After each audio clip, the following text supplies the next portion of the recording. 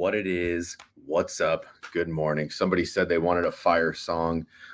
Today, I know it's Friday. Unfortunately, I am Corpus motherfucking Christi. I had to get out at, what time today? I had to be out at 8 a.m. I had a 9 and 9:30. Just finished up. I went and got my third cup of coffee over here. Let me get a little sip.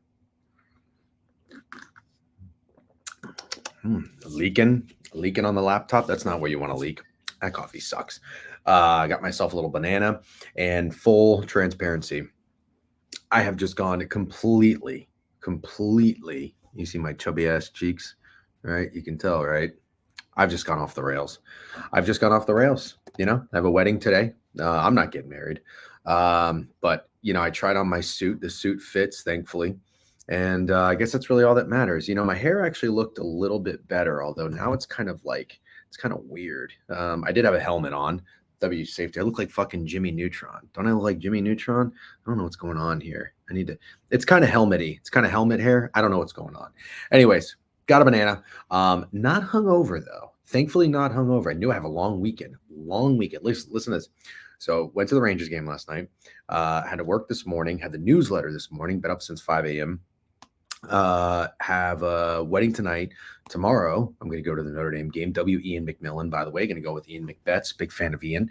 So that'll be great. So we're going to go to the Notre Dame game. That'll be a nice long day. Hopefully come home and shut it down. Shut it down. Hopefully my wife is hungover from the wedding tonight. There's an after party. She's going to the after party. I am not going to the after party. So then let's see. And then Sunday got to work. Then we got NFL. Big weekend. Anyways, no matter what. Oh, and I have a show today, Moneyline Dogs. I'll tweet more information about that with JC Cornell and the 813 guys, the Tampa Bay Bucks super fans, who are good dudes. Okay, shake that Laffy Taffy. That's a good wedding song. That's a good wedding song. Good wedding song. Shake that Laffy Taffy. Wedding song I'm sick of. Fucking Cupid Shuffle. If I hear downtown, do you dance? I immediately go to the bar. I immediately go to the bathroom, or I go outside to smoke a cigarette, or I just go and stand off and check my phone and look at the scores. So, anyways, Diddy party, very funny. Go to the after party, you old fuck. Bro, Snidesy. Absolutely not, dude. Absolutely not. I went out last night. We were at the Rangers game all night. Had to wake up early. Been up since 5 a.m. Fucking working all day, doing streams all day. And then I have the Notre Dame game tomorrow. I'm going to wake up early, get out there and get some fucking, get to some tailgates. You know what I mean? Absolutely not. Yep. Can't send wife to Diddy party alone. You guys are hilarious. Copperhead Road 2 overplayed. Yep. Agreed. What's up, Xander? Didn't know mama raised a bitch, not going to the after party. You guys are hilarious. You talk a big game. Yep. Listen, wait till you get to fucking 37 and have all the tread on your tires that I have, motherfucker. Go work in the bar for 6 years. All right. Stay up till fucking 4 a.m. regularly for 6 years. Then talk to me. Great record live at MSG this season for you, huh? I don't know what that means. 0-1? 0-1? Is that it? Is that all you're talking about? 0-1? Yeah. Can we rate the pizza? Yeah, dude, she didn't really. She was like, why were they being so weird? Why are they being so weird? Like, why do they keep saying that? No, listen, Pizza Princess, a great streamer, nice lady. I don't know why she got so upset at that. And her friend too. Her friend was not making anything better. She's like, "Do you want me to call the cops?" I'm like, what the fuck? I took exact score 3-2. Fuck. If you were a Coke guy, this wouldn't be an issue. Yes, it was always ODU last night. Yes, it was. How about the over? I mean, did I call that to perfection or what? How about a little pat on my fucking back, huh? Old Dominion over. And did the Pitt game go under? I think it did. Although I don't know the final score. Did the Pitt game go under? I said fireworks in Old Dominion. Don't even know where Old Dominion is. Oh, yeah, I do. You told me it's in fucking Virginia. I got to keep my voice down. I'm in the office, by the way. She just couldn't get it through her thick skull that you were taking. Yeah. Already married, bang. Latino wife, bang. Yeah. W banana, by the way. This is I'm not hungover. I had a Guinness last night. Actually, I had 2 Guinnesses last night. Fireworks under. Yep. Kyle McCord credited his own fireworks. Yep. Then I had a double make. Let's play a game. Let's play a game while we wait for Greg and Mid-Major Matt to come in, and we'll talk NFL. How much do you think a double Makers and Diet Coke costs at Madison Square Garden? How much? With tax. Pick game 1 under? Yep. Nope. 22? Oh my God. Wow, 38's close. With tax. Oh, well, Prime Bets puts a $sign before the number. Good. Didn't see that. $42.86. How about them apples? Yeah, only soft drinks. What's up, DJ in chat? Hope you had fun at the game last night. Thank you very much. Actually, a shitty game. Yeah, no, it's not Cap. I took a picture of it. Why would you proceed with that? What do you mean? I didn't ask beforehand. I knew I was going to get 1 drink. I was going to milk it. That was it. Oh, I had a shot of Makers too. We usually do a shot of whiskey to kind of that's like our cocaine, because we're not cocaine people. We do like a shot of whiskey, and if you can't smoke, do a little picker upper. So I had a shot. We split one shot of whiskey, and then I had a double makers and Coke. That I'm just talking about what I drank last night, but that was the price. Isn't that insane? Had the under in the Rangers game. Nice job. Sneak a flask into the game. No. What's old and rhymes with old head? D-Gen. Aha, ha, ha. I don't know if I get that. 42. Why? $42 is why you aren't hungover. Yeah, exactly. But I always like eating a banana after I drink. I feel like it helps me recover. And then I have an apple waiting for me at home. Can't wait to indulge in that motherfucker. Honey Crisp. Only Honey Crisp. Fucking Fiji apples. What's the other apple? Gala. Terrible apples. I don't know how anybody eats. If I meet somebody, this is all like when I meet people who like cheese pizza over other pizza, I'm like, are you still in kindergarten? I don't really judge you that much. I craved a cheese pizza the other day. I have like a cheese. I have a slice of regular cheese pizza once a year.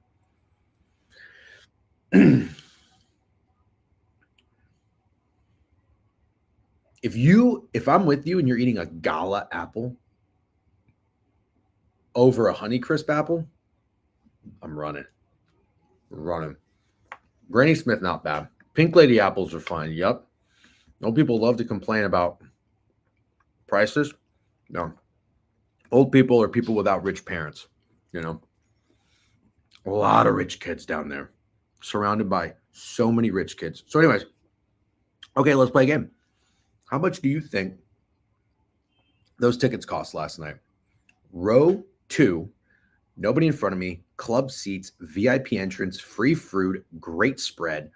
Burger was awesome. Surprisingly, the bar food was better than like the steak. There were sushi, there was oysters, there was trout. I got the trout, the pumpkin gnocchi. Wow.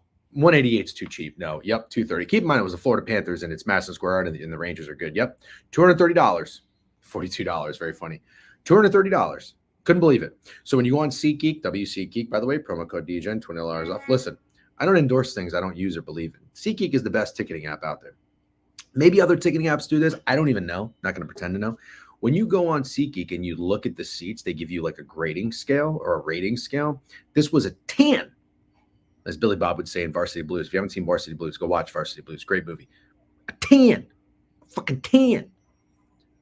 That was a 10 on the scale. Row 2. I have never seen that in my life. I've never seen, typically you see 10s in like the upper bowls because it's such a good deal because something's so cheap.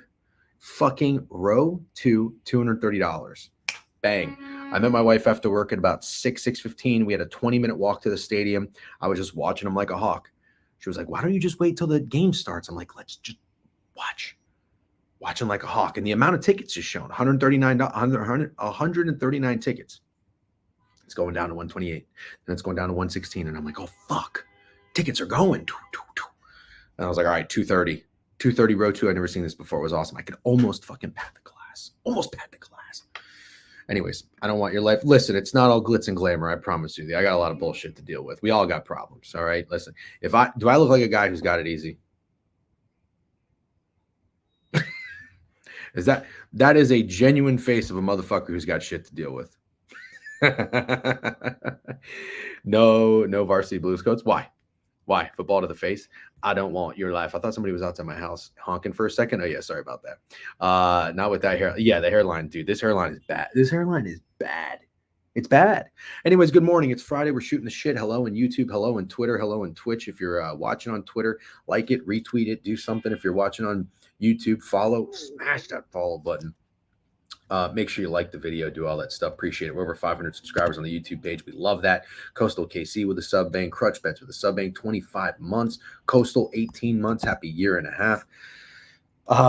Newsletter today. What kind of silly question is that? Yes, the newsletter is out. It's out nice and early. I wake up early every Friday to do it. Good old Greg does he does the bulk of the newsletter. I go in and proof it, correct all his fucking typos. There's about 37 of them every time. But he does a great job. That's where he contributes the most to the Degenerate family. W Steak doing streams. Steak's been streaming a lot lately. Love it.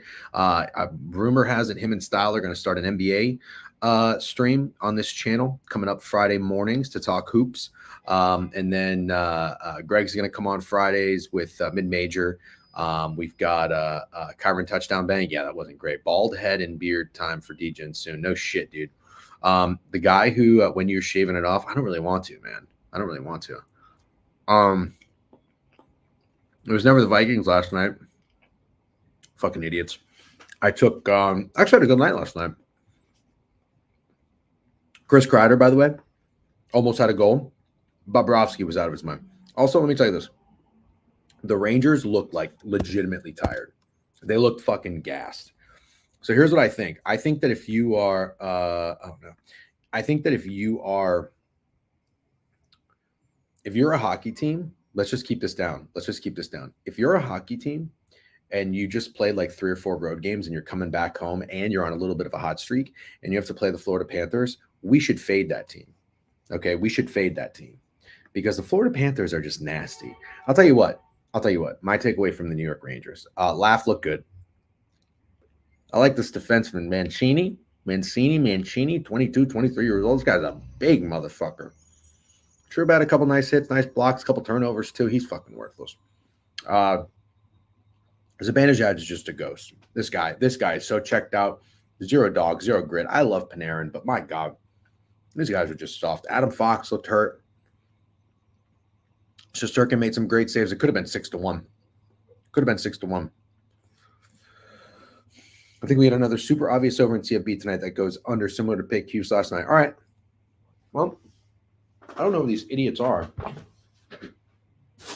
I have to get going. I kind of have a hard stop later today because I got to get home. So I have to stream this 1 o'clock. At my apartment because as soon as I shut my laptop, I got to put my fucking wedding suit on. And then we're in the Uber at 3. I don't even know where the wedding is. But we're in the Uber at 3.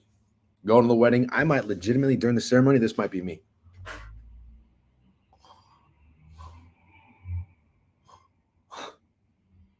That might be me. I might pull the old Spanish class. You know what I mean? Bill O'Brien versus Braum not going under. Ooh, is that what it is? Shout out refs on the missed face, Mac. Yeah. RIP to our guy, Shady Beef. Weddings suck. Yeah, they're so redundant. Although this one should be fun. I'm actually like kind of looking forward to this one. It's just this has been a really busy week and it's a busy weekend for me. So the timing of it kind of sucks, but these are fun Queens couple. I think the guy is a firefighter, or he's a cop. So he's gonna have I don't know, a bunch of fucking New Yorkers. Fucking New Yorkers. Listen, when I get to a wedding, let me tell you something. When I get to a wedding, I am a menace. I'm a menace around anything finger food related. If you have finger foods, I am. These motherfuckers, these servers, they come over here. Boop, boop, boop, boop, boop, boop, boop, boop. They're looking for people like little groups to come to. I'm looking at them. Everybody else is engaged in small talk. Oh, blah, blah, blah, how is so-and-so, blah, blah, blah. Fuck that. I am just laser focused.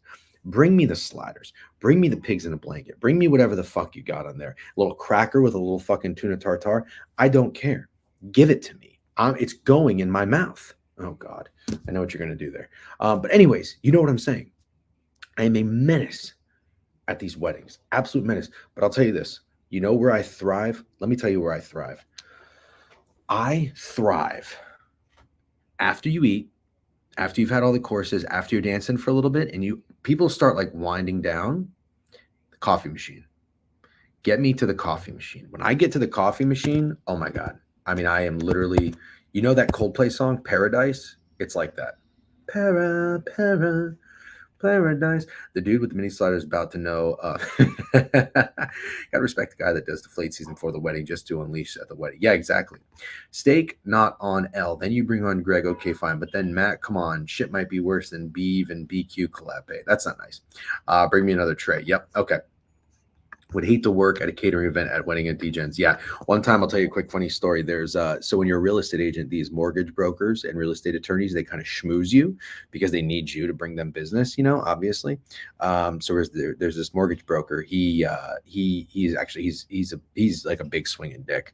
But a couple of years ago I used to do some business with him, and he would kind of come to our office and he would schmooze us quite a bit. He took one of my buddies courtside to like a couple fucking Knicks and Nets games. I never got that treatment because I never did that kind of business. But anyways, he hosts this event at my office and he orders, I think, a platter. I'm not kidding. I've never seen this before. He orders a platter of 300 pieces of sushi. Never seen anything like it in my life. Never seen anything like it in my life. I was like, oh my God, I couldn't help. Everybody's like networking and hanging out and small talking. There was a little ping pong tournament set up at the office. I was just standing by the sushi. I never seen anything like it in my life. I was trying like one of every sushi. And all of a sudden he just puts his hands on my shoulder like really hard. And he's like this big long island. He's like, guy, I need you to save some for everybody else. And I was like, just chopsticks. So, okay. Was it Diddy? How many Diddy jokes? How many Diddy jokes until it's not funny anymore? Jesus, you fucking elementary school kids love the same cornball jokes. DGen, like, you tried Crunchyroll? Bro, I tried everything. I erased at least 10% of that sushi platter. Okay, let's talk real quick.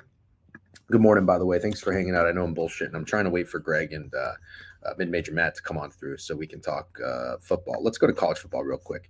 All right, we got Boise, we got Boston College newsletter play. By the way, we got Boise UNLV over. I got to get that in because we're a syndicate and we're going to move the line. I need to get that in. Good morning, my dude. What's up, Augment? Nice to have you in here. What do you guys think? By the way, on that note, I also think it's Boise. I think they're giving you the hook with UNLV at home. I think it's Boise, but I like the under. We are on the under. Steak and I officially. I got to put that in though. It was 64.5, and I already see that it's moved down. That's great. We're a syndicate, just moving markets like motherfuckers. Oh no, you can still get 64.5. Hold the phone. BetMGM. Newsletter said under. You just said over. Did I? I mean over. I'm sorry. I mean under. Jesus Christ. Been a long day. Been a long week. All right.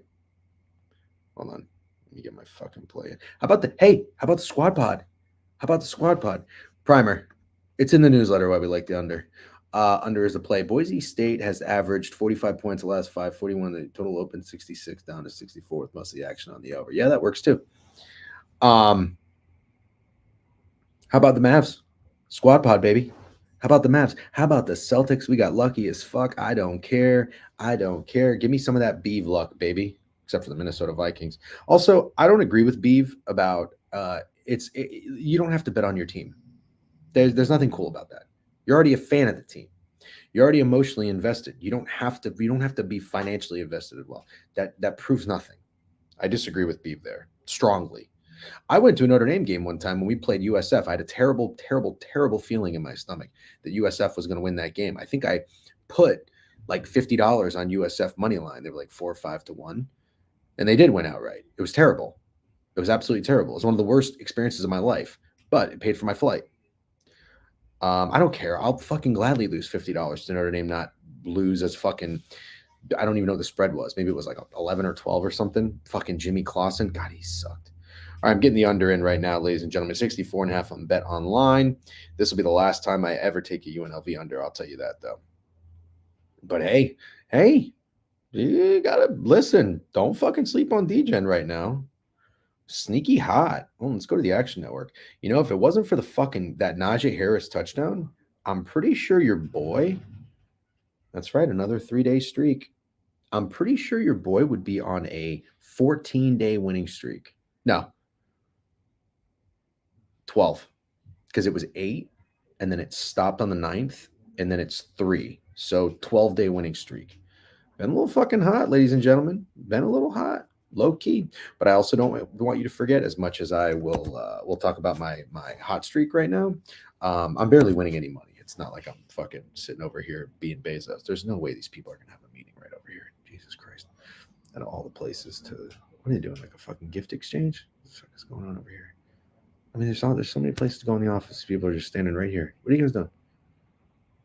Fucking gift exchange. Hi. All kinds of shit going on. Oh. What it? I don't know why everybody wants to do something. Good night last night. Oh, you know what? I wanted that under in Pitt Syracuse. I couldn't get it. Hold on 1 second.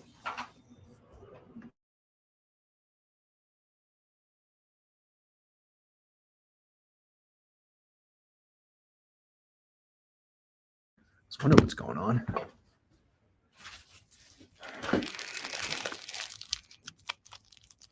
Who do I think I am? Who do I think I am?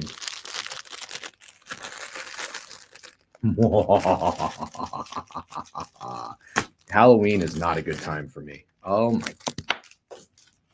No Snickers. How do you fucking not do Snickers? Halloween is not a good time for me. There he is, Greg. How you doing, buddy? What's up? How you doing? Doing well. At the office, a little corp. There was like some weird shit going on outside the office. I'm like, little window view. Look at you. Yeah. I mean, only second floor. Nothing great, but I hear people get into fights all the time. It's awesome, like shouting matches and shit, like on the street. Yeah, like not like fist fights, but like shouting matches because of like parking and shit. Oh yeah, just New York in general. Yeah, it's great. It's a fun time. Anyways, Snickers are mid. Ban that guy. Ban that What's guy. That? Lifetime ban. Somebody just said Snickers are mid. Lifetime ban. Snickers are mid. Huncho 12-17.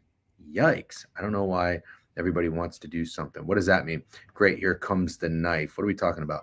DGen's dentist. Actually, I need to go to the dentist. One of my fillings chipped. I got to get that replaced. 2.5 hour procedure. They can't just put some putty on this fucking thing. They have to do, it's called like a DBOL. They have to go in there. They have to scrape out the old filling. They have to like make the material to fit the tooth, which takes 45 minutes. Then they got to fucking drill that shit in. 2.5 hours. I got to go to the dentist. Can you believe that? It's a long time at the dentist. Long time at the dentist.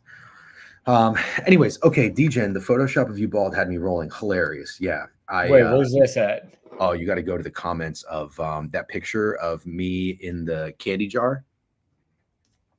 I had two hands in the candy jar. This guy, it's so funny. So I show my wife and she's like, she's cracking up laughing. She's like, you can't go bald. Oh, and she goes, who is that? I go, I don't know. Some guy that's really good at Photoshop. She's like, listen, no offense, but that's not really good at Photoshop. But I think it's hilarious. You got to see what I look like bald.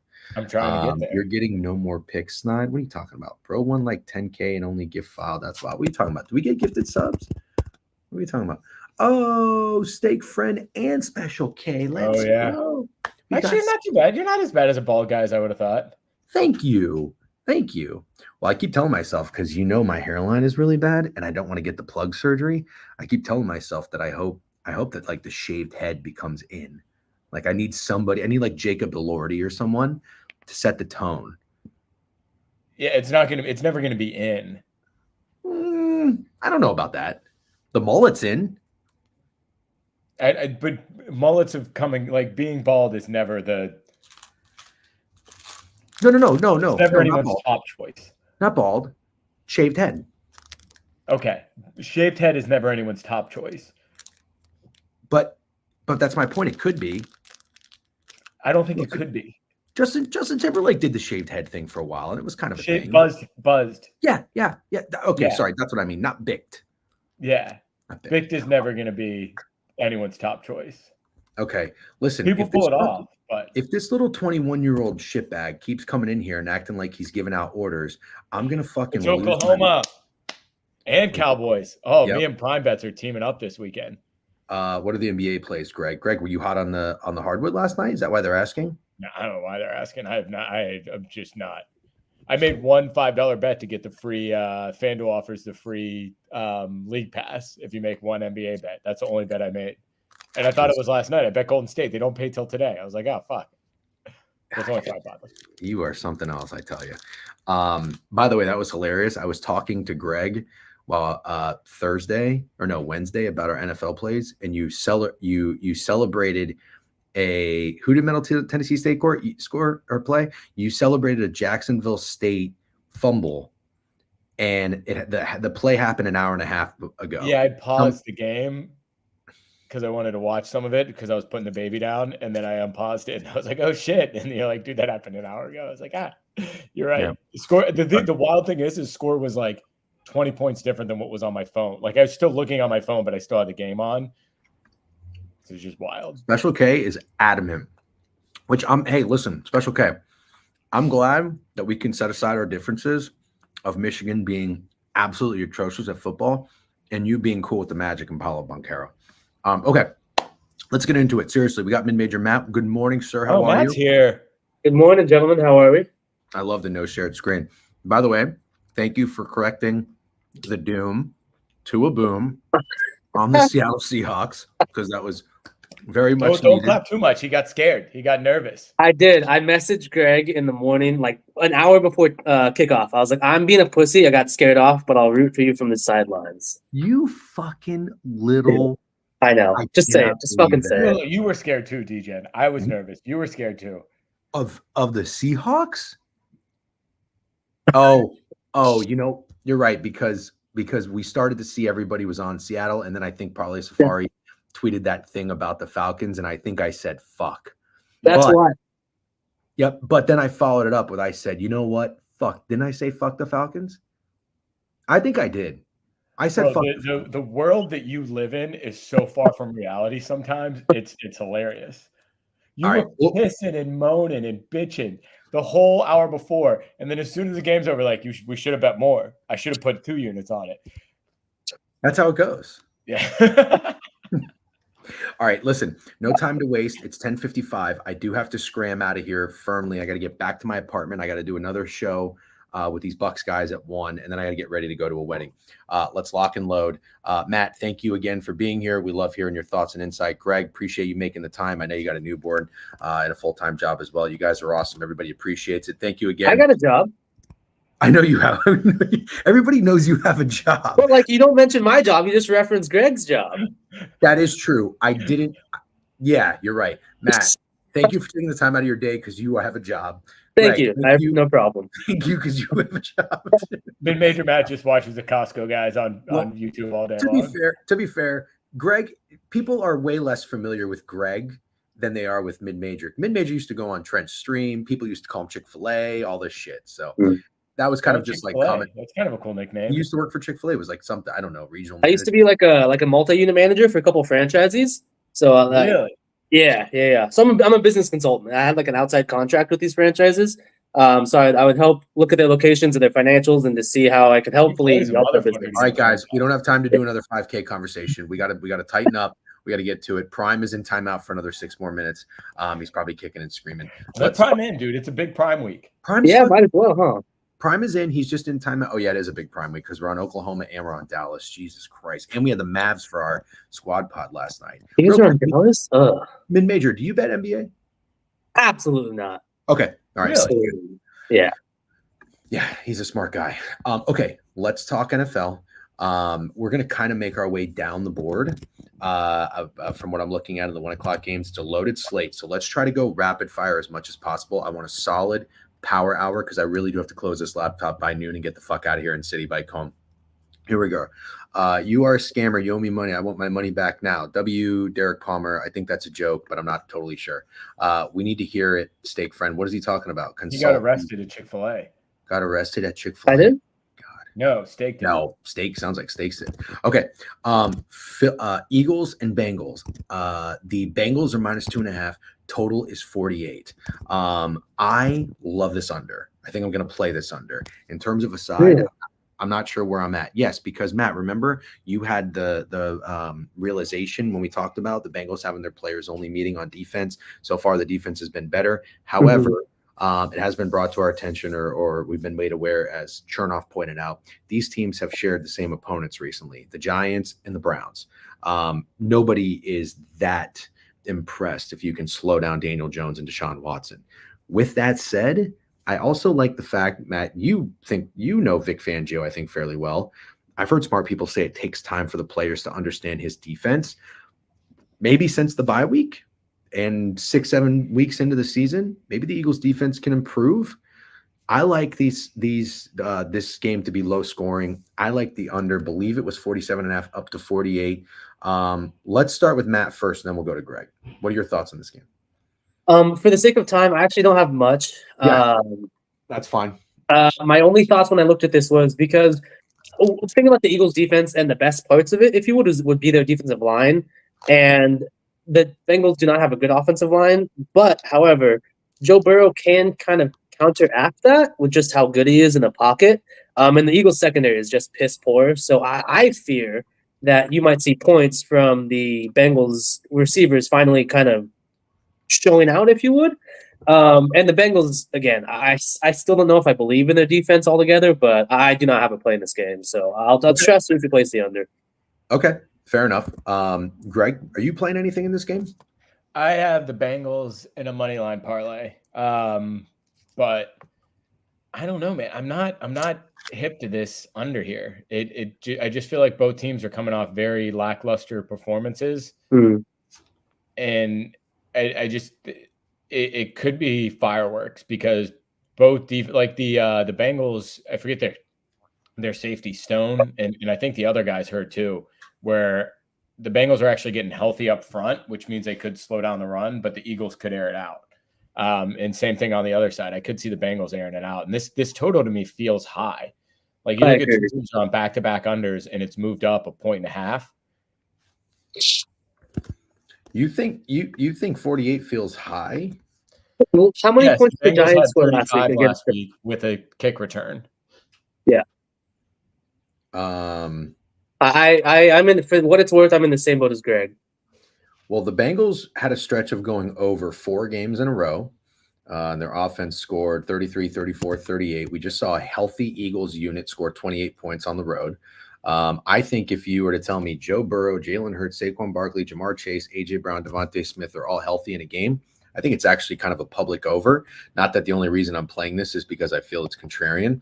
If I think it would be obvious. So I think that the number, you can't make this 44, 45. I don't think. You look at the offense. Between that and 48. Look at the defense, though. How many points did the defense allow last week? 3. And the week before that, 16. So I see what Greg's saying is the defense of the Eagles seems like it's getting some respect since their bye week. And I feel that's the narrative that people are playing about the defense is that it's much better than they thought. When in the first parts of the season, everyone thought it was terrible. Okay. Yeah. I mean, the thing is this game if this game starts to open up, it's just going to blow right up. Agreed. Yeah, maybe like the Bucks Ravens or something. Yeah. Okay, fair enough. I won't spend too much time on it. Again, thank you for the. I'm certainly not on the over, but that was just my thought tempo process. And pace. Arizona and Miami. I want to touch on this for a minute. Listen, as much as I respect Adam Chernoff's takes, I always find it very funny that he's on like what the most obvious, not the most, but one of a very obvious reasoning for a team. I sort of think it makes a lot of sense to bet on Miami when fucking Tua Tagovailoa comes back. And I think they're getting healthy in other parts of their team. Then you also see Tyreek Hill's press conference. He's like, we're back, blah, blah, blah, blah. He's smiling. He's excited. Of course. Why wouldn't they be? It makes so much sense. Dare I say the Cardinals would be the least trendiest dog of the weekend or one of, because I know there's some to get to. Totals at 46. I kind of like something Kyler related, maybe something Cardinals related in this game. I don't know that I want to bet on the Cardinals. It's 3 up to 4, 4.5. I lean something Cardinals. Greg, we can go around the room. Remember, if you don't have anything, don't force it. Not forcing it. I'm kind of in a pretzel on this one. I do have a Cardinals win total, so I'm kind of praying for that. Oh, do you have the win total over or under? Over. That's good context. That's kind of needed, so we know what you need. Matt, you have the Dolphins under wins. Eating candy? Can you stop eating candy? I was literally just giving a bag of candy. What do you want me to do with it? Say not thanks? Play with it. Matt, please share your thoughts. Yeah, I would agree with you. The Cardinals feel like one of the least popular dogs to take this weekend. Is everyone likes Tua coming back. And as a Tyreek Hill fantasy owner who hasn't sat him once this year, I want to fucking sit him because God fucking damn it. Do I just not hear that press conference and everyone talking about touchdown yards over? However, I'm not going to get prisoner of the moment. And just because the Cardinals won on Monday night, which WDGen, you hit the best bet. Their defense did not play well whatsoever. 350 yards to Herbert with no receiving core is very bad. So I think I want to play this over. If I'm playing the Cardinals, I think it has to go over. And I'm backing Tua, but I'm also I'm fading the Dolphins defense while backing Kyler Murray and fading their defense because I don't like either defense. I don't want to. Man, the Dolphins defense, they were up 10-0, I think, last week against the Colts. And they just they got in the red zone twice and turned the ball over on offense with Huntley. Of course, it's not Huntley, but their defense got to feel a little deflated after just losing by 6 after being up 10 or essentially for 30 minutes. I don't want to back them moving forward. So I think I'm going to play the over, which it doesn't look like it's a popular play. Kind of shocked that it's not. I thought it would be a little popular because Kyler Murray overs tend to be popular. But after last week going under the Dolphins' first game too, I kind of agree. Maybe it's not a very popular over. And then, the last part is if you look at their outside of Buffalo, never mind. That narrative doesn't fit, so I'm not going to talk about it. No worries there. Let's go to New England. Jets -7. Steak didn't push it, didn't force it. In initial conversations, he liked the Patriots, and he kind of compared it to Browns Giants, Matt. And he said the Jets just should not be 7-point favorites against anybody, let alone on the road.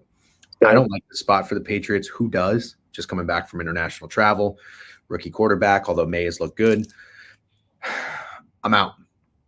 But I can't help but think when I did play the Jets in that game against the Patriots, one of the reasons is the Jets are going to take it personal when they play the Patriots because they've been bullied by them for so many years that I do think they're going to give their best effort against the New England Patriots. But that was also with Salah. Now, Salah's gone. I don't really know. I mean, maybe the same shit. I know you can laugh. That's fine. I'm laughing at sick money buying Taylor coin. Sorry. Should I buy Taylor coin? Very funny. I'm out on this game. I have no play. Mid-major Matt, do you have anything? Yeah, so and I keep talking about this. The Patriots defense is really, really bad. And we saw it last week. And I'll touch on this more later. The Jaguars ran 17 straight fucking run plays against the Patriots, and they could not stop them. That's how bad they are. Wow. They took it was like a 10-minute drive, and they didn't score any points. Just they didn't get them in fourth down. But to know what's coming at you and still not be able to stop it, I cannot respect that unit on that side of the ball. With Gerard Mayo, I think that's how you pronounce his name. He feels like one of those bad relievers on the MLB team. He just has a fastball, but it's not a good fastball. He has no other secondary pitches. He just has a fastball. And once you figure out his defense, he can't adjust. So I do not like his defense whatsoever. I do like Drake May. That guy, I mean, he's a young quarterback. He's turning the ball over, but he also is willing to throw the ball deep to some of their playmakers. So the Patriots offense is much better than it was with Brissett, which obviously you have to like if you like a dog more so than with previous in the year. But man, the Patriots defense just can't get any pressure, and if Aaron Rodgers doesn't get any pressure in his face, I fear he can just unload. He can boom all over this Patriots defense, which everybody has this year. And if you like them to take it personal against the Patriots because they've been getting blasted for 2 decades, I can agree with that. But I think I also like points if I like the Jets. Okay. Yeah, I think the Jets have a lot of injuries in the secondary. Mm-hmm. 3 or 4, I think, are banged up. Yeah. I have a little bit of a trend in this one. Wow. So, I'm a huge trend better, so please give it to me. So going into, and this is an organic trend. I didn't fucking see this. Going into the Thursday night game, right? So this past week we had the Rams and the Vikings going into Thursday night. Mm-hmm. You have 6 teams in a row who have not covered. 3 games where both teams going into Thursday night have not covered. I think it makes a little bit of sense because now that everybody has to play a Thursday night game, they're probably starting to do some prep for that on the front end.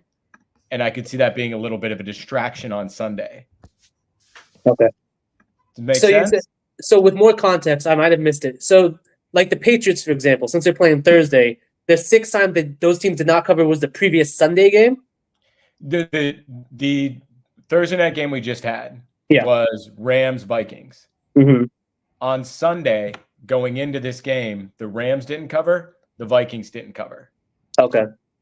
Right? So it's when you have that short 5-day window going into a Thursday night game. which I think is more coaches are trying to prep for. It makes sense that they're trying to like that Sunday game almost becomes a distraction because you have to turn around and immediately play a game, 4 days later. That makes sense. So, and it didn't happen early in the season, which makes sense because early in the season you had more time, right? Now it's like crunch, repeat type operation. So going into Thursday night, next Thursday is the Jets and the Texans. I see what you're saying. The Okay. Texans. I was wondering where you're going with this.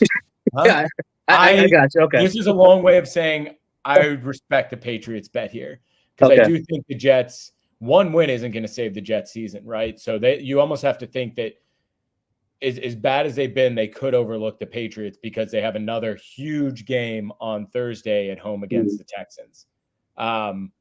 I also think that the Jets, if they lose this, you burn down the franchise. Like you just cannot possibly lose this game, or hire Salah back. That would be hilarious. But that's my thought on the Patriots. I'm not sure if I'm there yet because I also have the Colts against the Texans. But I that was a long-winded way of saying it. It's Pats or nothing for me. Feels like a whole lot of nothing. I respect I didn't it. bore you to the point of having to eat candy, which I consider. Listen, I blabber so much on this fucking show. You're here once a week. I'm gonna let you have your moment. That doesn't make sense to you? That doesn't make any sense. It makes sense. No, it makes a little sense. Yeah, it makes a little sense. I really feel like like when you see a dog digging a hole that like the dog thinks there's a bone there and there's not a bone and he just keeps digging. You're just that dog at the park just digging and I'm just sitting there like, Greg, there is no bone. But I still respect that. I respect that. Respect the dig. I respect the dig. That's what we live for the dig. Okay. All right, let's keep moving here. The next game, Bucks Falcons. Stakes best bet is the Bucks. All I said last week was get out of the fucking Ravens game healthy so I can hammer the Bucks in the revenge spot. Obviously, that didn't happen. It was worst possible scenario. But now, as Fat Girls, who's a mega Falcon slurper, even mentioned that the Bucks are now contrarian. So, hey, DJen, you should like them a little bit more. I don't know. Contrarian hasn't really been paying like it has in the past. So, I'm apprehensive. I'm nervous. I really want this game as a fan. I'm not going to put a ton of units behind it, but I'm happy Steak has the balls to make it the best bet.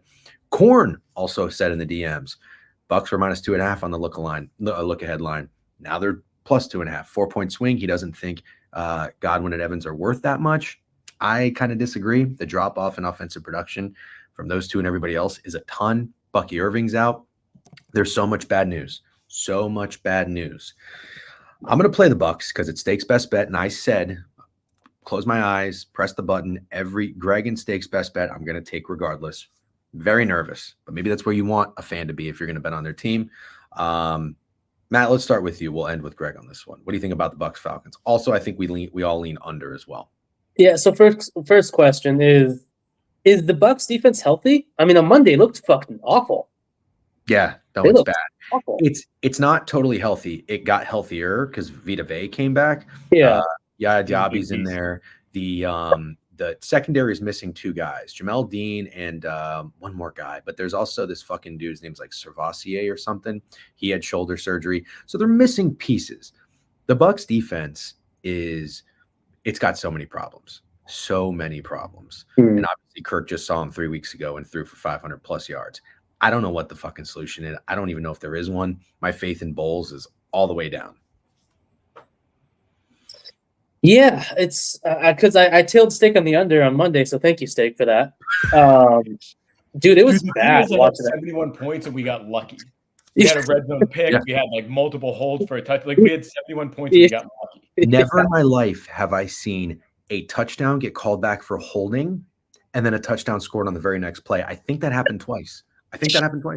Yeah. So, man, I can see the under, and I saw Greg, your tweet earlier in the week how the second time around in these divisional games, if they go over or whatever, they tend to go under. I get that part of it. Just my eyes, man. They were bleeding having that under on Monday night, watching this Buccaneers defense. And I get it. We were watching, they were facing Lamar Jackson, who's just a fucking freak athlete and the MVP at this point, honestly. And that is not Kirk Cousins, right? Is something I also have to consider is the last matchup. They were literally 1 second away from kicking a 55-yard game-time field goal to then win the game by overtime touchdown. So I do like, if I was playing aside, I do like the Bucks, and I do agree with what you said with Corn. It's what a 4-point move, an entire 5 points now, 4 points. I don't think Evans and Godwin are worth 4 entire points. I would say maybe 3 at max. But not the biggest part of what you were saying, what I caught in my gambling brain, is for this not to get to 3. That feels very significant to me, and I feel like that's the market telling you. Well, the books at least, they don't want to give the Buccaneers 3 because they do expect some fight out of Tampa Bay. So if I was playing a side, I would agree with you, and I guess it would stake is I would play the Buccaneers more so than I would ever get in the Falcons side here. Okay, that's well said, Greg. It's so funny that you just sheepishly like eat a candy bar like no one's looking at you during Bad time of year for me. Bad time of year. The diet just started. I agree with everything you guys are saying on the Bucs. I like the under more. I do think in this case those wide receivers might be worth this much because you look at Godwin, he's got 62 catches for 500, almost 600 yards. Evans got 45 for 350 yards. The next best wide receiver is all the way down where you have Sterling Shepard, who's got 8 catches for 90 yards. So that's as big of a drop off as you can imagine. I do like the fact that these teams that just both recently played. I do like the fact that that game's soared over. And I think the Bucs schematically, you've been able to get by and win games with the defense sucking because the offense is blowing up every week. It's a come to Jesus moment. Stop fucking around, kids. Like, you guys can't keep being this shitty on defense now that our 2 best wide receivers are gone. We have to figure this problem out. And I do think the Bucs holistically just have to come in and completely change everything they're doing on defense now, because now it's a problem. Like, now it's a catastrophic problem. Before it was like, we can get over it because the offense keeps scoring. Now, if we don't do this, we're going to completely fall apart. So I like the under on this for that reason of that they just played and it's a divisional game. So that's a good trend, but I also like it because the Bucs just absolutely have to change the way they play football. I had another point, but I forgot it. So we'll stop right there. Okay, good. I respect that. I'm going to say that it's got to be the Rachaad White show if you're thinking player prop. I think that guy's a bum. I think they run the ball 50 times between those 3 guys. I think they grind the clock to help you, Greg, and I think that they just limit possessions. And the Falcons' rush defense is actually pretty bad, so I can completely agree. I don't know if I want to back one of them because they're going to fucking rotate all 3 of them, but I think the Bucs rushing just absolutely just grind down.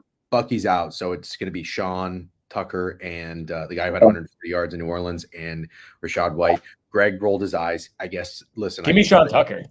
I can phrase it another way, and that way would be what Mid-Major Matt said. They got to run the ball 50 times. Yeah, I like Cade Otton too. Yeah, but the Cade Otton ladder game already hit. So, all right, let's keep moving. Can't go back to that after it treated you so well. Let's keep moving. Greg, real quick, if in fantasy, if you had Greg Otton and Rachaad White, who would you start at their respective positions? Probably Rachaad White. Yeah. Fuck you, Greg. Real quick, yes or no question. Down 10, no timeouts.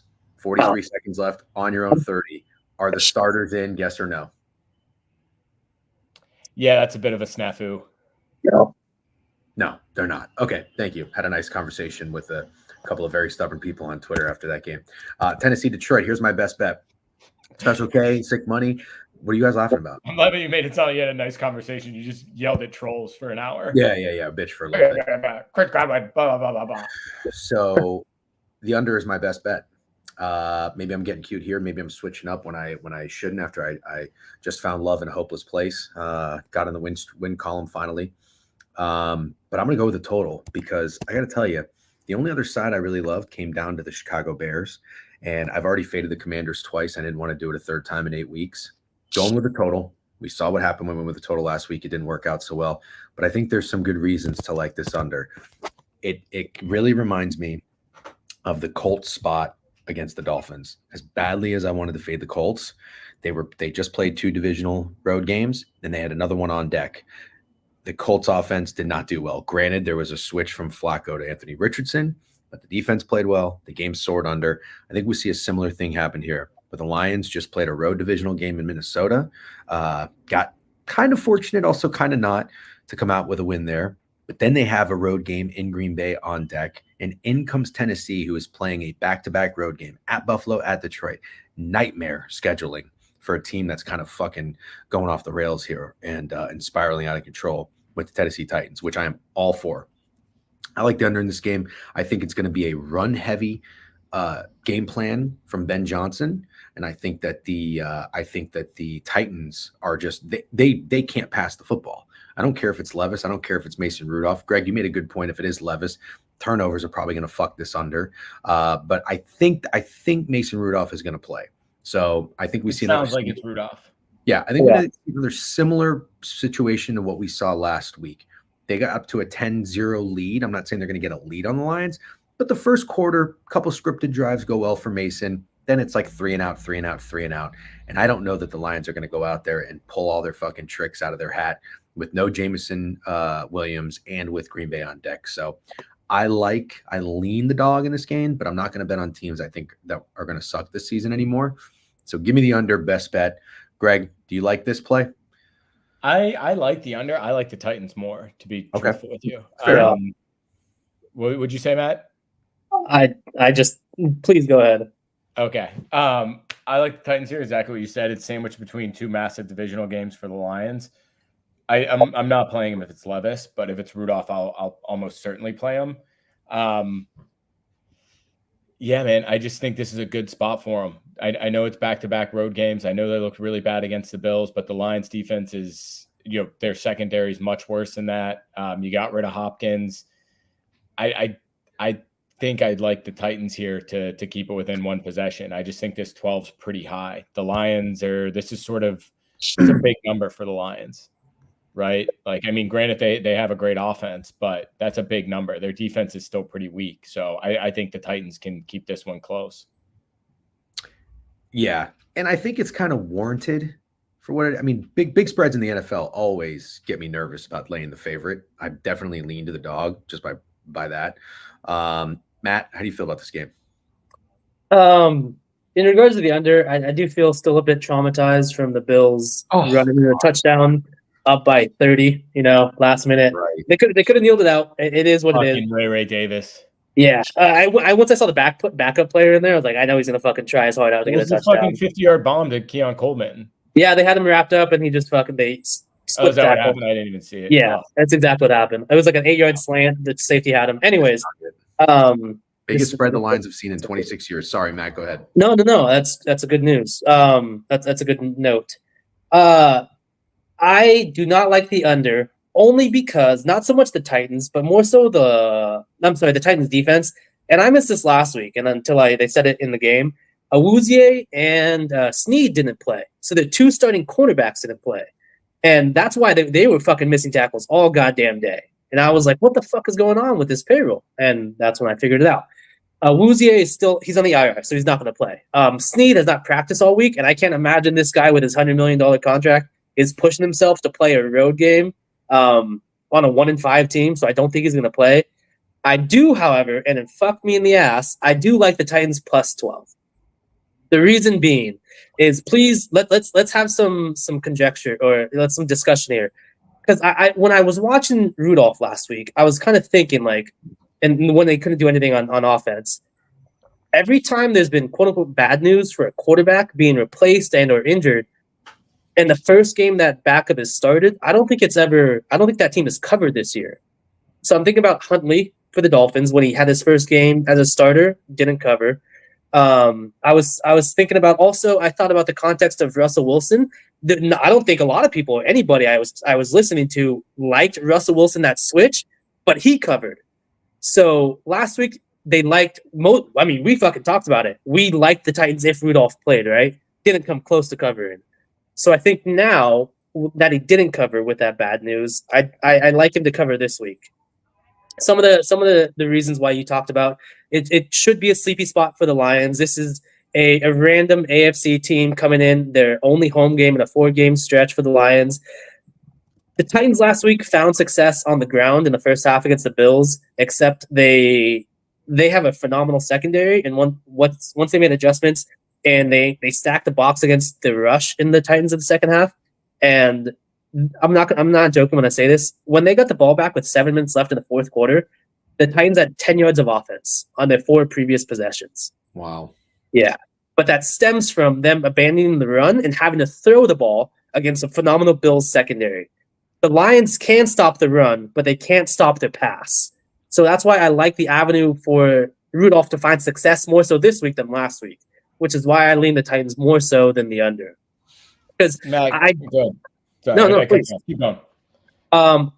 I don't know if I want to keep fading Goff in this MVP discussion and this offense and this phenomenal offensive line in the Lions.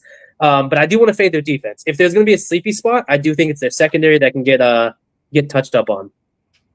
So on that note, maybe Ridley this week. Go back to him. I'm done with Ridley. I faded Ridley on the season. Yeah, I don't think he's playing, or he's questionable. Yeah, that's also a good point, right? They can't get any pressure without him at this point. They played a phenomenal game plan against the Vikings on the road. So okay. Let's see this nugget. That's all well said. One thing I'll add is the Lions aren't taking this one lightly. Aaron Glenn was asked about the Titans. He said, record doesn't matter. You can get your ass kicked anytime. The Titans are be one-dimensional. The Lions haven't allowed a 100-yard rusher against them in almost 2 years. So that's kind of supports my point is Rudolph. I mean, he had to pass the ball last week against a phenomenal secondary. And I know the Lions secondary is better. I still don't love it, especially if there was going to be a sleepy spot. I like that sleepy spot for the Lions defense more so than the offense. Okay.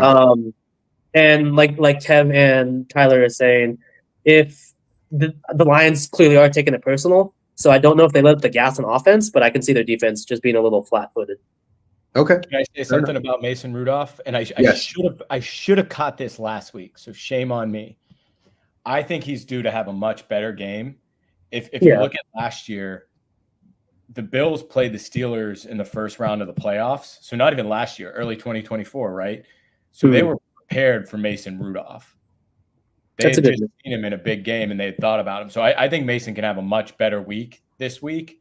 And that's another reason why I really like the Titans here. I didn't even make that connection that Mason would be going against the Bills and they kicked the Steelers' ass last year. That's a phenomenal nugget I could have used last week, but thank you.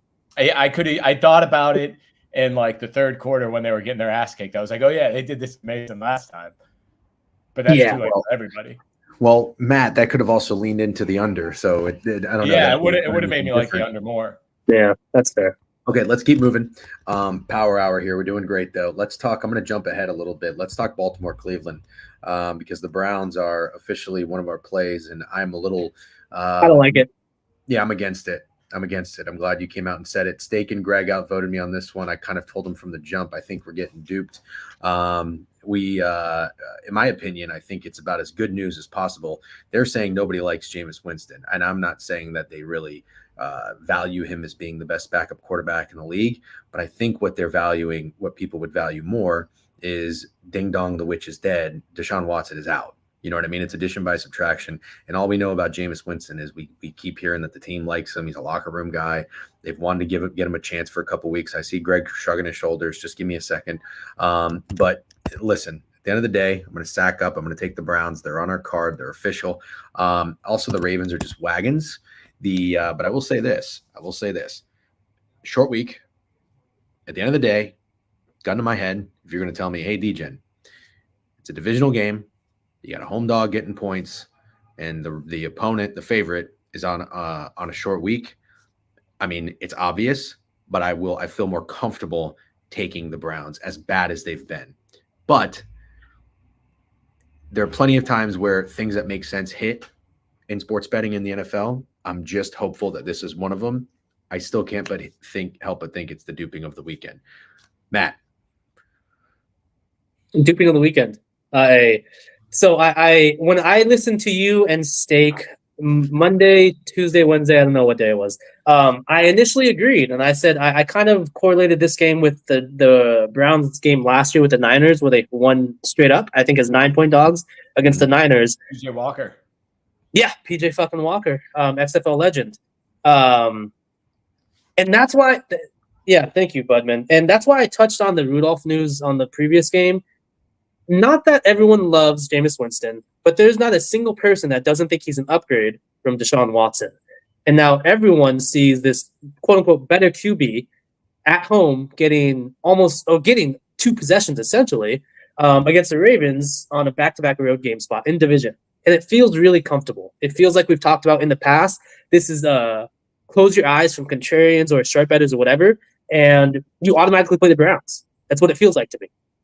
This feels like the pro play that it is not questioned, and I don't like it. A couple of reasons, but for the main reason, and please tell me if I'm off. If you both could look at the Ravens schedule, if you could bring it up somehow, I want to reference the game they just played on Monday, this week, next week, and then the next 2 weeks. So I want you to look at this little 5-game stretch and tell me your thoughts. All right. So they have the Broncos next at home, which feels like a really good spot to take the Broncos because then you have 2 divisional games after a divisional game. So they're coming into this Harbaugh Bowl. Yep. So exactly. So you're coming into this back-to-back road game on short rest, which seems like a popular spot to take the Browns. So this is why I don't love the Browns, but then I want to look ahead because I think the Ravens want to prove a point, and we talked about it last week, DJ, in the spaces. Teams that aren't fucking around. I named the Bills or the Ravens. I do not think the Ravens are fucking around. In a division game where they lost against the Raiders, they can't afford to lose against another AFC opponent. I think they might blow them out. That's why I love Denver next week because they come into this week short rest, popular Brown spot. They go into next week against an AFC team that's not in division, not in actual division, so I can kind of see a sleepy spot. Because on a short week, they face the Bengals. So if you want to talk about Thursday games, Greg, Ravens versus the Broncos, they face a division opponent hosting the Bengals. And then they go on the road again against Pittsburgh, a division opponent. So I think next week I really want to fade the Ravens, but I can't fade them this week. I think the Ravens are out for blood. Lamar is playing phenomenal. And I absolutely want to fade the Jameis news where this initial bad news for this backup QB, everyone's buying this year, and it's absolutely seen a doom spot, if you would. Just have to get in the fucking Costco, guys. I can't wait till next week you come on here and just take a bite out of a chicken bake while DJ stuffing his face with candy. I'll buy a fucking double chunk so DJ could just he can get it off on me. I can't. No. Wait, pause. Two things I just want to. I don't know if this is the right or wrong side to be on, but I never cared for Tony Romo as a commentator. No. The Costco guys, like it's a nice father-son family relationship. But it's a part of society. You just gotta fucking accept it. I hate that side of society. Okay, so Greg, you're with me. I have never liked this fucking. But Costco. I don't like it, but I acknowledge it. Yeah. No, I know. Yeah, you acknowledge it, but it's like I just want nothing to do with it. It's truly like darker than Gaza. That side of society. That's a comparison. Greg, Jesus Christ, he doesn't mean that. All right. Anyways, do you have any thoughts on fucking the Browns and Ravens or no? Yeah, I do. And I love this too, if you don't mind. I love this because I get to tell a good story and I get to shit on DGen at the same time. So I'm gonna go quick. This is quick. We had a 5-year argument on Jameis and if he's good or if he sucks. Jameis goes to the Saints and DGen literally, and I quote, Jameis Winston is going to haunt the Bucs for the next decade. The very first game that Jameis had, it was against the Packers, and he had 5 touchdowns. And DGen would not tweet, oh, you motherfucker, look how good this guy is. You don't like him. That's the last time he said a word, because the next 5 years after that, Jameis has been dog shit, right? So he was really good to rub it in on that one game, and then since then he's just been a little dog, kind of like Homer Simpson going back in the bushes. Anyway, this is a game where I think Jameis Winston can have a really good, I'm not going to say 5 touchdown game, but a big game. And then after that, everybody's going to be fired up about him, and he's going to go back to Jameis of old. So I like Jameis Winston in one spot this Sunday, and that's it. Because after this, I think the Browns go back into disaster. The other thing, the Browns defense is so much better at home. I mean, they just had the Bengals to 14 points. That's nothing to scoff at, right? I know the Ravens are red hot, but I certainly think with the familiarity factor, they can get there. And the Ravens have a ton of familiarity with the Browns, but they haven't seen Jameis before, right? So I like the Browns just in this one spot. That's fair against the Ravens here. I think that's a pretty fair point from Greg. I admittedly am going to be betting the Browns, and I want the Browns to win. Keep in mind, I also have the Ravens win total under, which is fucking. Yeah, how's that Harbaugh hot seat looking? Not terrible. Terrible. But anyways, I kind of want to take the Ravens defense to score. Jameis' first game was a blowout by the Titans. You're gonna No, bet no, that no, and bet no. the Browns plus 8.5? That's rookie season. We're talking about with the new team. Oh, okay. With the new team, yeah. With Okay. the Saints, he blew out the Packers. Yep. I remember that game like it was yesterday. Okay, we'll keep moving. Good stuff. Before you go, sorry, I have the last thing is I'm just verifying this. Do you remember last year? Yeah, I just want to make sure I was right. The Ravens, the last time these two saw each other, the Ravens were up like 14, like 2 possessions with the Browns, and in the fourth quarter, the Browns came back and then won 33-31. Deshaun Watson went 16 for 16 or 14 of 14 or something. And then I bet the Browns after to win the division or win the AFC and over win total. This was the last time they saw each other, so I fear that the Ravens may come pissed off. They might. It's possible. Let's move on. Matt, actually, I was going to jump around. I want to get your thoughts on the Bears Commanders game. That's another play for us. I like the Bears. It came into really, really came close for my best bet. I don't love fading the Commanders, but I think I like, if you look at their defenses they've played this year, they really haven't been the best. Not been the best. So they're going to run into their first true test. I just heard on Chernoff's podcast that Brisker and somebody else might be hurt on the secondary, so that could help them out a little bit more. One thing we love, though, is when a backup quarterback comes in, looks really good, because I don't think anybody is going to be too turned off or apprehensive on taking the Commanders with how Marcus Mariota looked in this system. He's a veteran quarterback. He can play this style of offense. It was also the Panthers defense, but I don't know what's contrarian. I don't know what's square, to be honest with you.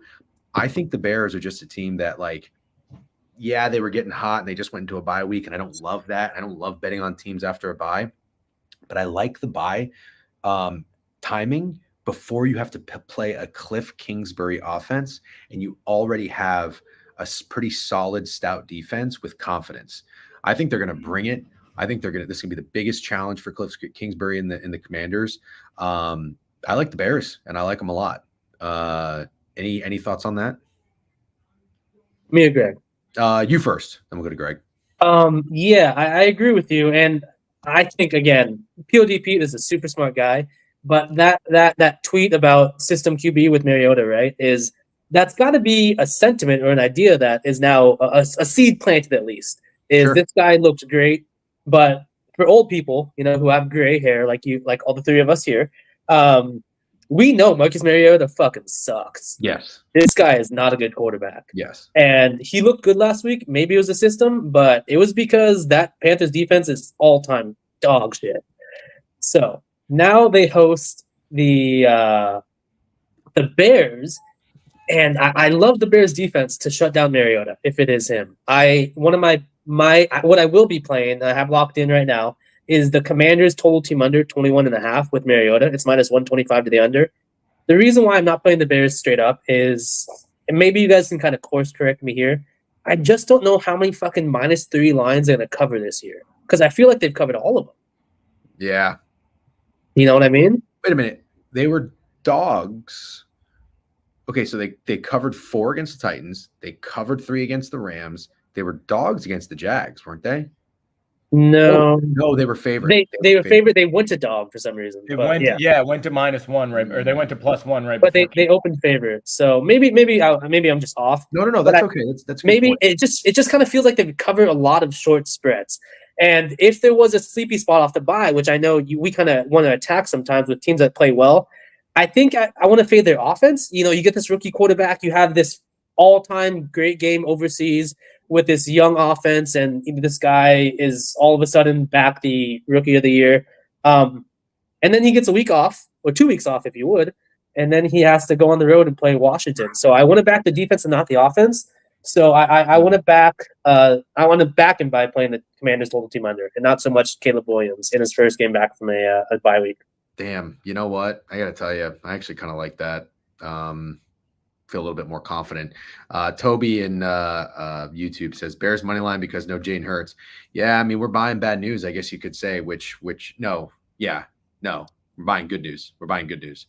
Buying good news. Which but it's also, I mean, Commanders, they have, you mentioned Commanders played a good defense. Have the Bears beaten a good team in your opinion? No, I guess not. That's a fair point. Yeah. Greg, anything to add on the Bears position? No, I like the point of like Mariota coming in and looking great, and then I also think it's like about time that this Commanders offense sees a really good defense. So yeah, I completely co-sign the Bears on this. Okay. Okay, Matt. Before we jump to another game, I want to go to Greg's best bet next. I am curious to hear, just so we don't miss it, if we have to rush out of here, if I have to rush out of here, what is your best bet POD mega 5-unit nuke max of the weekend? Can you guess? Is it a side or a total? It's a side. The Giants. Oh, you're stupid. Greg, you try. I don't have the schedule in front of me. I'm just gonna. Oh, go. Actually, here we go. Bills. Seahawks. No. I'm a pro, so I have to play this line. It's the goddamn Jaguars, 4.5 against the Packers at home. That makes That sense. almost made our Keeps card. moving down. Yeah. The main reason being is I don't care much for the London travel. I mean, they're there every fucking year. They're there for 2 weeks. It's the closest travel you'll get from London to, not closest, but from these two teams from Jacksonville. So they know the scheduling. However, I referenced it earlier when I talked about the Jaguars ran the ball 17 times straight against the Patriots. I saw Greg Peterson able to take a mentality shift and change his perspective on what his offense needs to do to be successful. With Tank Bigsby, I think they can absolutely grind down this Packers offense at home. I think they limit possessions, and I know Trevor Lawrence has looked really bad. I know he's had a lot of kind of unlucky turnovers. A lot of drops. A lot of drops. And I think Steak talked about it on going into the Patriots game. And I talked about it about the Bears game before the Patriots game also. They dropped 3 touchdowns or 5 fucking touchdowns whilst the game was in like 1 to 2 possessions against the Bears. So it's just, it feels like a lot of bad bounces, if you would, for the Jaguars. And then the Packers, again, I talked about it, just about their schedule.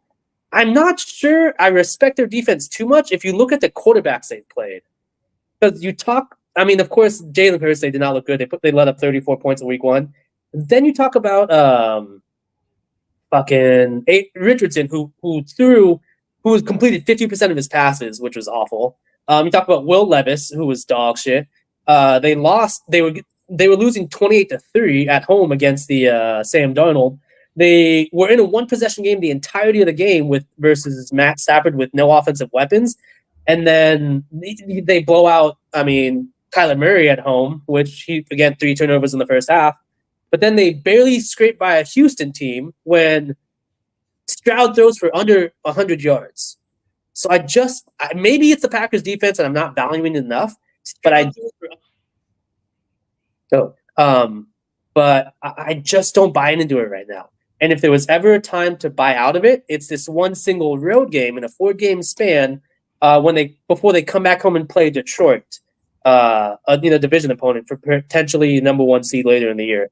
So I want to fade them. I think Jacksonville can absolutely get to limit those possessions, and I just think more than a field goal is too much for this Packers team on the road at this point. Okay.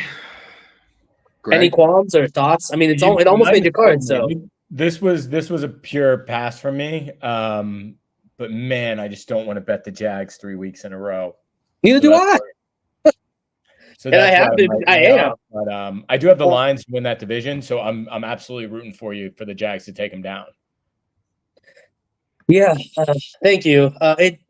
If the Jags were ever to come around, of course, we say that every fucking week with all these bad teams. It has to be this home game against a Packers team with Bigsby just running the ball, and I think that's where we find success.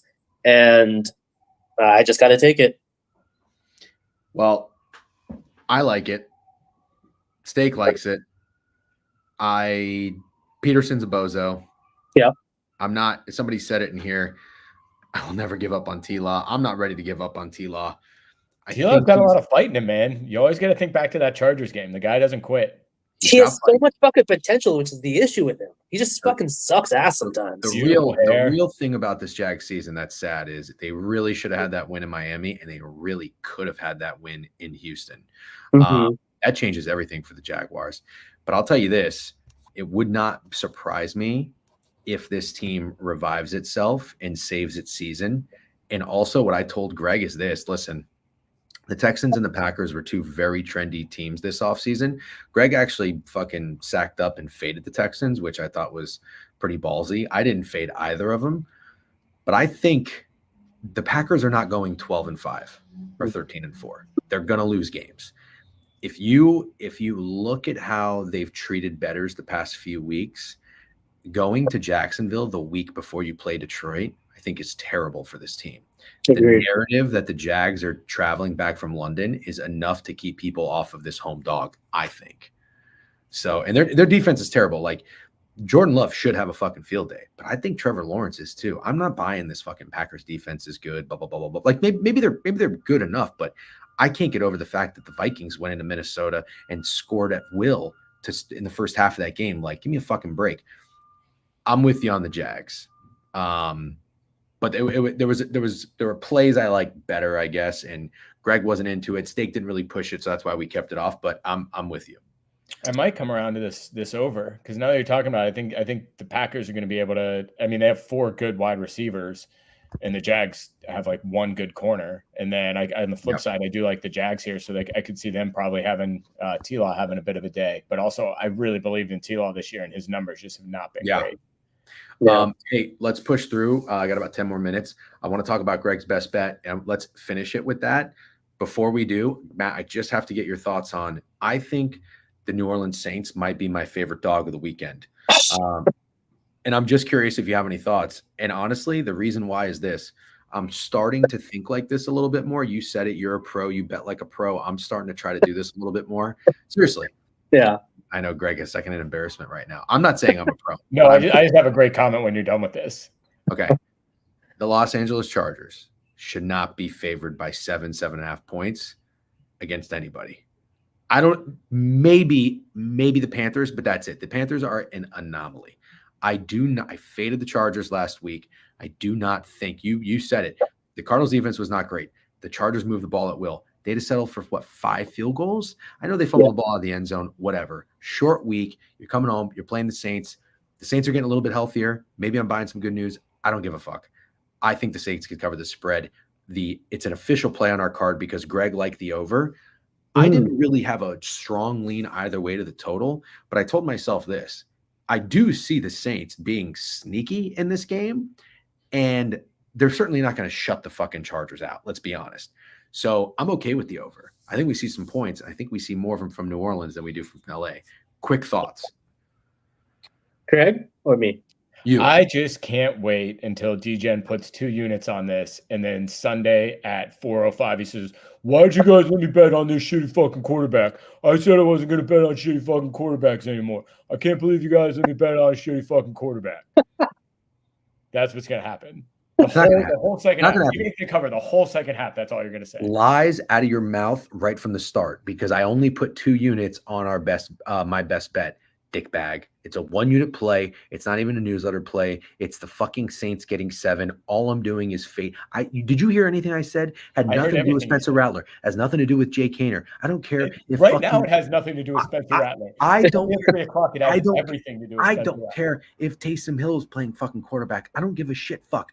I am fading. You didn't hear anything I said. I'm fading Los Angeles Chargers. I'm fading Los Angeles Chargers just like we did with the Rams. I didn't say that part. The Rams shouldn't have been 7-point favorites against the Raiders, and the Raiders cover. We got very lucky.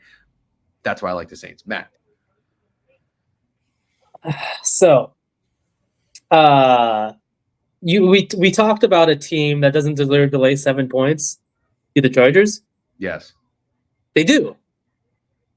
Why do they deserve to lay 7 points? You guys both said the same thing. Yeah, so I'm asking you. I don't think they fucking do. No, I'm saying they don't deserve to lay 7 points. Okay, maybe it was the way I worded the question. I don't fucking the exact same thing. Okay, I'm on the Saints money line. I'm gonna have it's for like a fucking. I'm taking it too. Fuck Greg. I'm taking it too. I'm taking it too, motherfucker. The Saints is absolutely the right side. They're absolutely the right side. I don't want to hear it. Sorry. How are you saying they're absolutely the right side? I know what Greg's saying, because it's the same thing you did with every fucking bad QB. Is you make this fucking minute or two rant video every fucking week. Is you're sitting in your fucking in your fucking bed in your couches, guys. Mouth guards in. Oh, I told myself I'm not gonna bet on shit QBs every fucking week, and I bet on Daniel Jones. I made him my best sweat, and he didn't. They didn't fucking punt the ball, and they lost. Yeah, and you flip the fucking screen, and I see what Greg's saying. The Saints will be a 2-unit play for me also, sir. On the spread. Look, I'm pulling for you guys, and it is the right play. Shut the fuck up. You wouldn't say that if it was just me on the Saints. You would be pulling for me.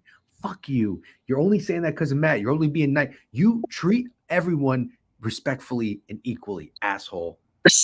So one of the main reasons that I felt fucking stupid last week, because I got the Broncos at +1.5, the opening line against the Saints.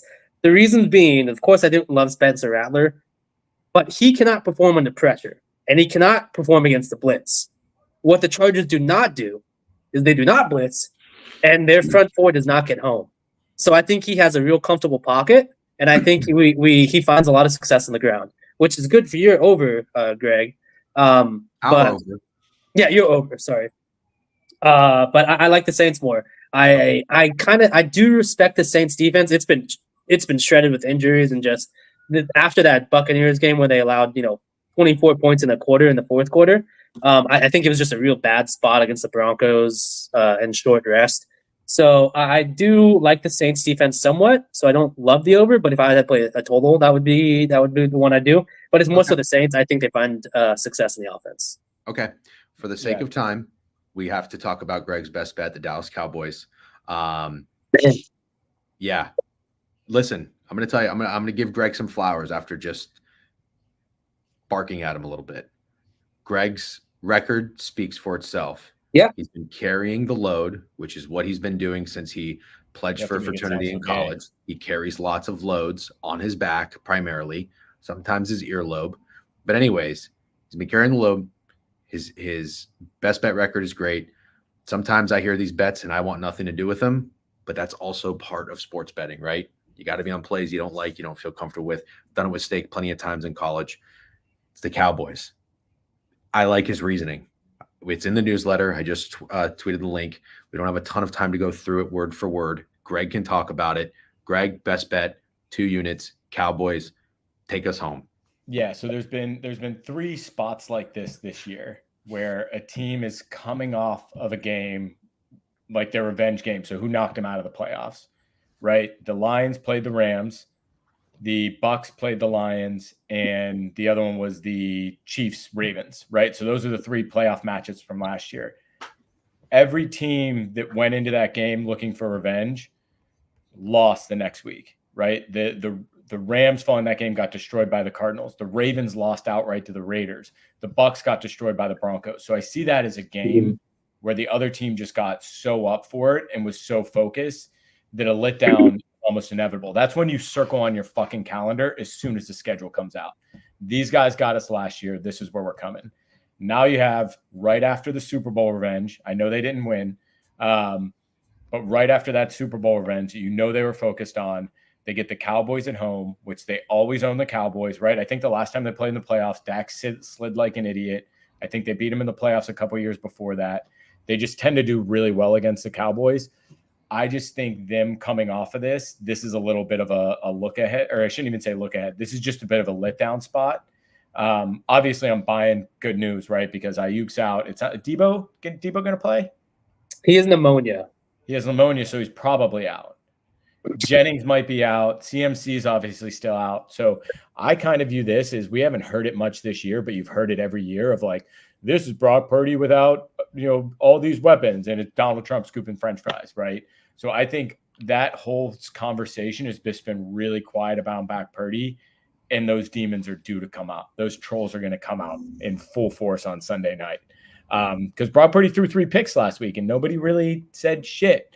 So I think we're in that cycle of the season where this is going to come around. And I do think the Niners are just in a wonky phase right now too, where they're going to get it figured out. They're going to go on a bit of a run. Who knows if they'll make the Super Bowl? Who knows if they'll make the NFC Championship? But this is a playoff team. but I still think they're in just like a wonky phase of the season with guys injured and trying to figure stuff out. Like probably after CMC comes back, they start hitting the ground running and really cranking. But the defense has a ton of injuries too. And the Cowboys, as much as I might not be buying bad, I'm buying bad news. It's always so confusing. I know, right? As much as I'm buying bad news, the Cowboys have plenty of injuries as well. Like Parsons is likely out. They get some other big injuries to the defense. But I just think from a scheduling spot, the Niners going into this after a letdown and the Cowboys coming into it. Yeah, Aubrey's out. That actually sucks. Actually the does. Cowboys coming into it off a bye when they can finally hopefully get some stuff figured out on defense. Like they're not going to figure anything out long term. I have zero faith in that happening.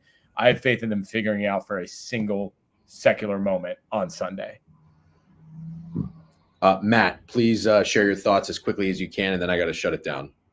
I agree with where you're coming from. The one reason I cannot bet on the Cowboys is their rush defense. Do you recall, DJen, last year you had a spaces after the primetime Niners at Dallas game, and you ranted for like 30 minutes about how bad this Cowboys team was when they lost 42-10 at home. Do you recall that? Who? Against the Niners. They hosted the Niners and they lost by 32 at home. When was this? Last year. It's okay. DJ doesn't remember a week ago. That's okay. So it's more so, Greg, why I reference that is because the path for success, no one had a huge game. No one had over 60 yards receiving, I don't think. It just everybody ate on the Niners offense because of how much success they found on the ground. And I fear that's going to be the same fucking game script we see this year when the Cowboys defense is just so fucking riddled with injuries. If I was to play the Cowboys, I would prefer the under because I think it has to go under if the Cowboys stand a chance. However, I agree. I do lean the Niners in the sense that game script wise on paper, just from my eyeballs, especially the Niners are at their goddamn lowest and no one's buying their stock now with all their injuries. I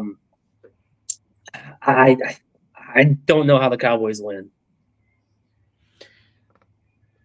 I don't like betting on Mike Zimmer against Kyle Shanahan, no matter what players are playing. As good of an argument as you can make. Yeah. That's my concern. Like I said, I'm closing my eyes.